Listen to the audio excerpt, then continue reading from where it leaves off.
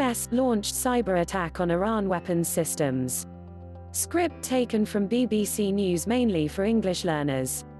The US launched a cyber attack on Iranian weapons systems on Thursday as President Trump pulled out of air strikes on the country, US reports say.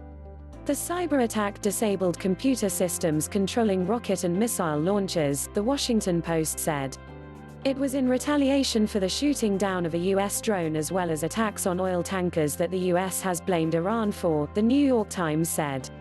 The US has also imposed sanctions President Trump described as major. He said the sanctions were needed to prevent Iran from obtaining nuclear weapons and economic pressure would be maintained unless Tehran changed course. Tensions between the US and Iran have risen since the US last year pulled out of a 2015 nuclear deal between Iran and world powers and reinstated sanctions, triggering economic meltdown in Iran. Last week Iran said it would exceed internationally agreed limits on its nuclear program. Mr. Trump has said he does not want war with Iran, but warned it would face obliteration if conflict broke out. The attack had been planned for several weeks, the sources told several US media outlets, and was suggested as a way of responding to the mine attacks on tankers in the Gulf of Oman. It was aimed at weapons systems used by Iran's Islamic Revolutionary Guard Corps (IRGC), which shot down the US drone last Thursday and which the US says also attacked the tankers. Both the Washington Post and AP news agency said the cyber attack had disabled the systems. The New York Times said it was intended to take the systems offline for a period of time. On Saturday, the U.S. Department for Homeland Security warned that Iran was stepping up its own cyber attacks on the U.S.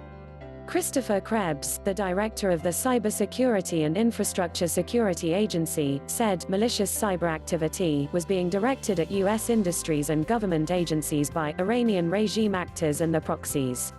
They were using destructive wiper attacks, he said, using tactics such as spear phishing, password spraying and credential stuffing in a bid to take control of entire networks.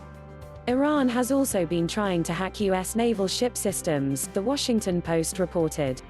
He hasn't commented on the cyber attack reports. On Friday he said he had pulled out of launching conventional strikes on Iran because he had been told that 150 Iranians would be killed. On Saturday he said he was open to talks with the Iranians. If Iran wants to become a prosperous nation, it's okay with me, Mr. Trump said. But they're never going to do it if they think in 5 or 6 years they're going to have nuclear weapons. Let's make Iran great again, he added, echoing his campaign slogan from the 2016 presidential election.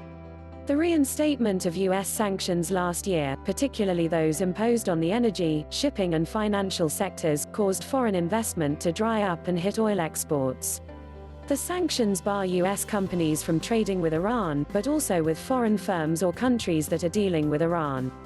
This has led to shortages of imported goods and products that are made with raw materials from abroad, most notably babies' nappies. The plunging value of the rial has also affected the cost of locally produced staples such as meat and eggs, which have soared in price. Iran's IRGC said the drone's downing was a clear message to the US that Iran's borders were our red line. But US military officials maintain the drone was in international airspace over the Strait of Hormuz at the time. Amir Ali Hajizadeh, a high-ranking officer in the IRGC, said another military aircraft, carrying 35 passengers, had been flying close to the drone. We could have shot down that one too, but we did not, he said. Thanks for watching.